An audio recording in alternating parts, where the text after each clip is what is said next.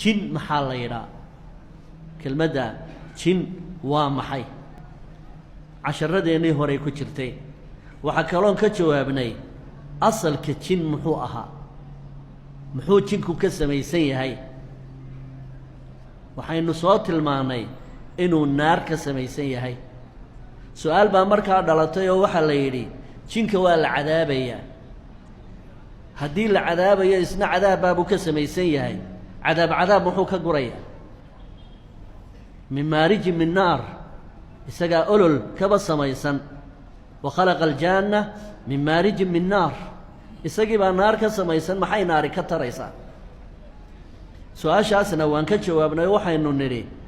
marka hore agleelkiisii hore iyo bilowgiisii hore ayaa maaddadan ilma aragteeda noqon doonta ayaa ilaahay ka unkay laakiin jeerkan maanta ah kama samaysno dabkii wakhtigan xaaliga ah jin iyo shaydaanku midna dab lagu gubanaya ma ahan waxaynu soo qaadanay axaadiid fara badan oo nebigeenna laga wariyey salawaatullahi wasalaamu calayh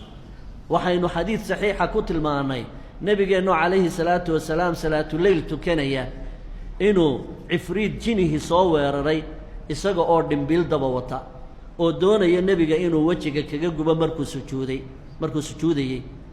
calayhi salaatu wasalaam dabeedna ilaahay u fududeeyo nebigii uu qabtay jinkii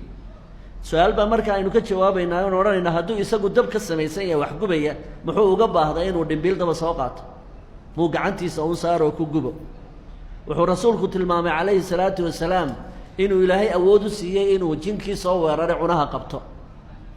dabadeedna carabku ka soo dhacay oo dhareerkii ka soo da-ay gacantiisa ay qooyeen qabow inuu ahaa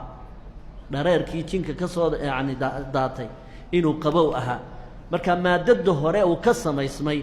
ayuunbaa ah dab hadda dab ma ahan sida inaguba maanta aynaan dhoobo u ahayn oo haddaad roobka u baxdo aanad dhoobada ku milmaynin iminka roob hadduu inagu do-o miyaynu milannaa ma milmayno waynaga roobka iska dhex soconno wax alaali waxay naga soo dhacayaani jirin maca anna asalkeena inuu ilaahay dhoobo ka abuuray waa khaaliq ilaahay siduu doono wax u abuuraa axad dhoobo ahaabuu ilaahay basharkaa aan haddana biyaha ku milmaynin ilaahay ka dhigay taasi waa intaa